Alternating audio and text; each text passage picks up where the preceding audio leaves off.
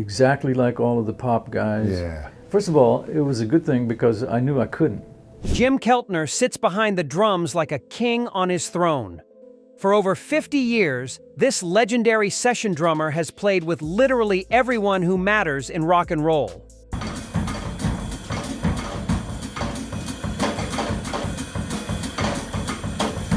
From John Lennon to Bob Dylan, from George Harrison to Eric Clapton, Keltner's hands have shaped the sound of music history. His perspective is unique because drummers lock in with guitarists differently than anyone else.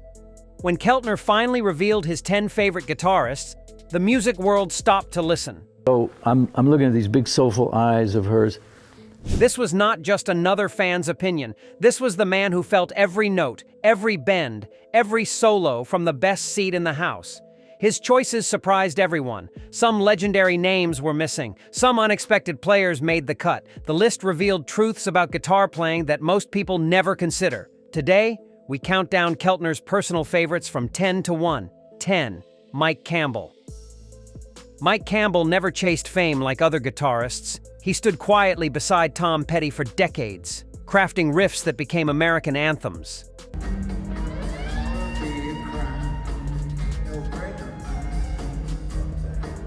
Keltner played with Campbell on multiple sessions and discovered something special. This guitarist understood space. He never overplayed. Every note served the song perfectly. To do, and I loved it ringing like it was, and the snare drum ringing. Campbell's work on Runnin' Down a Dream showcased his genius. The grinding, hypnotic riff locked perfectly with Keltner's steady beat. They created a groove that felt alive and breathing. Keltner reportedly said Campbell had the best feel for rock and roll simplicity he ever witnessed. Campbell built solos like stories, with beginnings, middles, and satisfying endings. What impressed Keltner most was Campbell's humility. Despite writing countless hits, he never showed ego. In the studio, he listened more than he talked. His Rickenbacker guitar became an extension of his soul, not a weapon for showing off. 9. Robbie Robertson. Robbie Robertson played guitar like he was painting pictures of old America.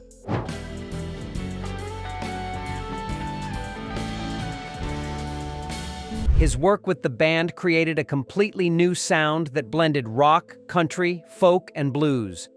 Keltner joined Robertson on several projects and witnessed true musical storytelling. Robertson's guitar lines twisted and turned like dusty backroads through forgotten towns. Because other people will say, no, the only way really to do it is to go in and get off quick. On tracks like The Wait, Robertson proved that guitar playing wasn't about speed or flash. It was about creating atmosphere and emotion. Keltner loved how Robertson's parts fit perfectly with Levon Helm's drumming style. When Keltner sat behind the kit with Robertson, he felt that same magical connection. Robertson anticipated the rhythm section's moves instinctively. Keltner allegedly praised Robertson's complete understanding of roots music and modern innovation. Robertson could make his Stratocaster sound like a mandolin, a banjo, or a steel guitar when the song demanded it. His solos never wasted notes, and his rhythm work created foundations that other musicians built upon naturally. 8. Mick Taylor. Mick Taylor joined the Rolling Stones and transformed them into a blues powerhouse. His playing had a fluid, singing quality that Keith Richards never possessed. Keltner worked with Taylor on his solo material and various session work, discovering a guitarist with unlimited technical ability combined with deep emotional expression. Taylor could make his guitar actually cry and laugh. Genius, with those beautiful chords and Yeah, the way the he's chords. saying, the way he's singing the song. During the Stones' golden period from 1969 to 1974, Taylor created solos that defined classic rock. His work on Can't You Hear Me Knocking built from a gentle blues feel into an explosive jazz rock jam. Keltner observed how Taylor approached every session with complete professionalism and zero ego, despite being a guitar god. What separated Taylor from other blues rock players was his jazz influence. He thought in complex scales and modes that most rock guitarists ignored. Keltner reportedly claimed Taylor had the sweetest tone and the smartest fingers of any British guitarist. Taylor's departure from the Stones remains one of rock's greatest mysteries. 7. R.Y. Cooder. R.Y. Cooder explored American music like an archaeologist digging for buried treasure.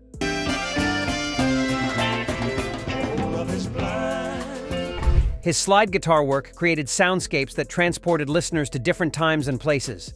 Keltner collaborated extensively with Cooder and developed profound musical telepathy with him. Cooder approached guitar as a tool for historical storytelling, not personal glory. Cooder's bottleneck slide technique produced tones that ranged from mournful to joyful, often in the same song. He researched obscure blues, folk, and world music traditions, bringing forgotten styles into modern contexts. And you know, at that time, there was a guy, I forget his name, but he was going through Bob's trash. Keltner loved Cooder's dedication to authenticity and his rejection of rock star cliches. Together, they worked on numerous film soundtracks where Cooder's guitar painted emotional landscapes. Keltner allegedly stated that Cooder understood the soul of American music better than anyone alive. Cooder never played the same lick twice exactly the same way. Every performance was spontaneous and fresh. His influence on roots music and Americana cannot be measured. Cooder proved that virtuosity didn't require speed, just depth and genuine feeling. 6. Neil Young. Neil Young plays guitar like he's wrestling with demons. His solos are messy, chaotic, and absolutely electrifying.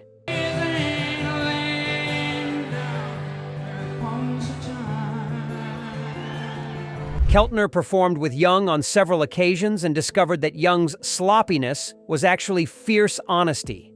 Young never polished his performances into sterile perfection. He captured raw emotion in real time, mistakes and all. Young's guitar sound, especially through his famous old black Gibson Les Paul, cut through mixes like a chainsaw.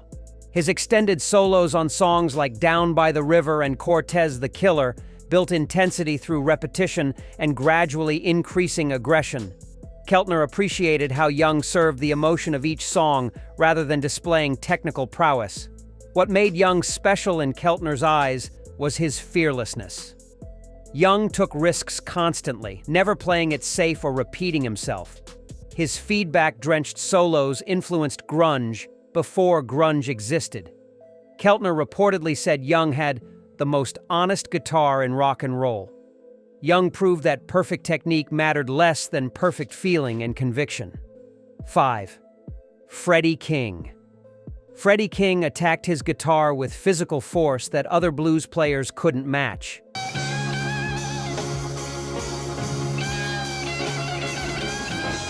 His aggressive thumb and finger picking style produced a powerful driving sound that hit listeners like a freight train. Keltner worked with King during his 1970s comeback and witnessed a true blues master at peak powers. King's energy behind the guitar was absolutely volcanic. King's hits like Hideaway and The Stumble showcased his explosive instrumental abilities. But King also sang the blues with equal power, creating a complete package of blues authenticity. Keltner loved locking into King's shuffles and slow blues, where the groove became almost hypnotic. King pushed the tempo hard, making drummers work to keep up with his intensity. Keltner allegedly praised King as pure blues power without any pretension. King influenced everyone from Eric Clapton to Stevie Ray Vaughan, yet he never received the recognition he deserved during his lifetime. His Gibson ES 345 guitar became a weapon of mass musical destruction in his hands, delivering stinging leads and chunky rhythm work equally well. 4. Duane Allman. Duane Allman revolutionized slide guitar and created Southern rock almost single-handedly before his tragic death at age 24.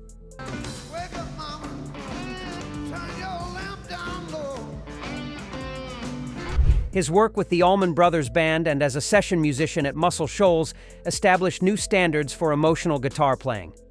Though Keltner never recorded with Allman before his 1971 death, he studied Allman's approach extensively and cited him as a major influence on how drummers should respond to guitarists. Allman's slide work on Layla with Eric Clapton remains one of rock's most transcendent moments. His tone was thick, vocal, and incredibly expressive. On Allman Brothers epics like In Memory of Elizabeth Reed, Allman demonstrated how to build improvisations that told complete stories. His musical conversations with second guitarist Dickie Benson created a template for dual guitar interplay. Keltner reportedly stated that Allman played with more soul in 2 years than most guitarists achieve in lifetimes. Allman's influence spread across rock, blues, and jam band music.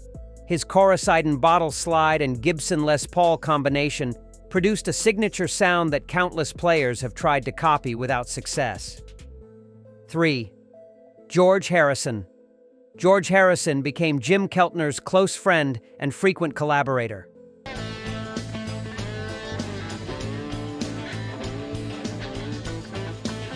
Their musical partnership spanned decades and produced some of rock's most memorable moments. Harrison approached guitar as a spiritual practice, not an ego exercise. Every note carried intention and meaning. Keltner witnessed Harrison's genius up close on countless sessions for Harrison's solo albums and various projects. Harrison's solo on Something is considered one of the greatest in Beatles history, perfectly balancing simplicity and sophistication. His slide guitar work on My Sweet Lord and throughout the All Things Must Pass album created new possibilities for rock guitar. Keltner loved how Harrison used space musically, never cluttering arrangements with unnecessary notes. Harrison served songs rather than showing off technical abilities. What made Harrison special was his melodic sense. He composed guitar parts that were instantly memorable and singable. Keltner allegedly said Harrison had the purest musical heart of any guitarist he encountered. Harrison's influence came not from blazing speed, but from perfect taste, impeccable timing, and deep spirituality that infused every performance with something beyond technique. 2. Jimi Hendrix. Jimi Hendrix didn't just play guitar differently, he reimagined what the instrument could be.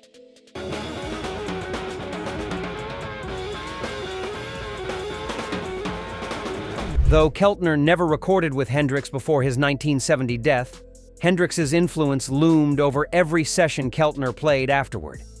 Hendrix expanded the sonic vocabulary of electric guitar beyond anything previously imagined. He used feedback, distortion, and studio effects as compositional tools rather than accidents.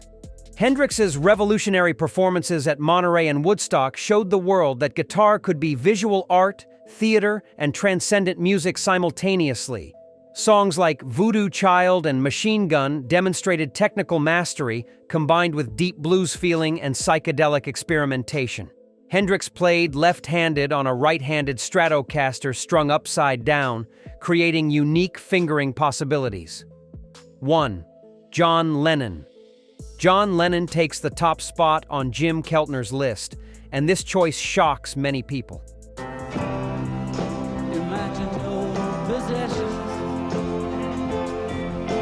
Lennon wasn't a flashy lead guitarist or a technical wizard. He never played blistering solos or demonstrated jazz fusion chops.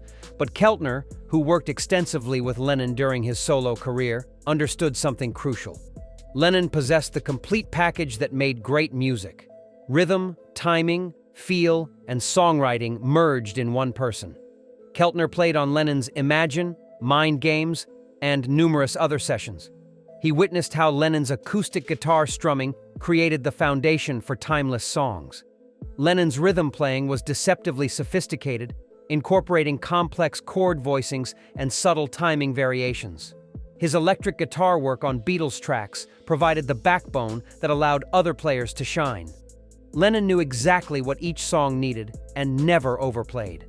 What elevated Lennon above all others for Keltner was completeness. Lennon wrote the songs, sang them, and played guitar parts that served the music perfectly. Keltner allegedly stated that Lennon understood music from the inside better than anyone. Lennon's guitar was an extension of his songwriting genius. Technical ability matters, but musical intelligence, taste, and vision matter more. Jim Keltner's list proves that the greatest guitarists aren't always the fastest or flashiest. They're the ones who serve music with intelligence, feeling, and vision. Does John Lennon deserve the #1 spot? Who would make your personal top 10? Drop your thoughts in the comments below. If you enjoyed this countdown, smash that like button and subscribe for more music content. Hit the notification bell so you never miss our videos exploring music history's greatest debates and untold stories.